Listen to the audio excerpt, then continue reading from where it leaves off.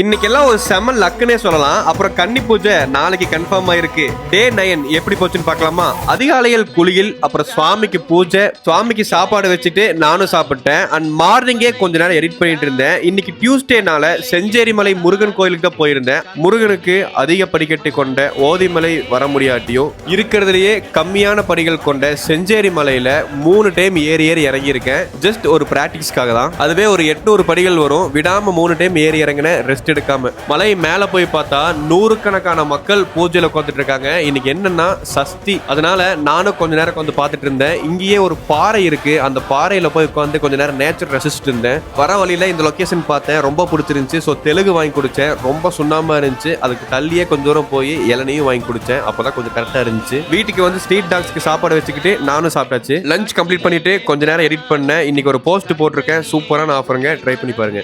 Evening சுக்கு coffee குடிச்சிட்டு அம்மாக்கு ஹெல்ப் பண்ணிட்டு நாளைக்கு பூஜைக்காக பூவெல்லாம் வாங்கி வச்சுக்கிட்டு சாப்பிட்டுட்டு தூங்கியாச்சு மக்கள். நாளைக்கு என் லைஃப்லயே ஃபர்ஸ்ட் டைம் அண்ட் ரொம்ப ரொம்ப ஸ்பெஷல் டே எனக்கு. I am eagerly waiting for tomorrow. நீங்களும் பாருங்க. Tata, bye by.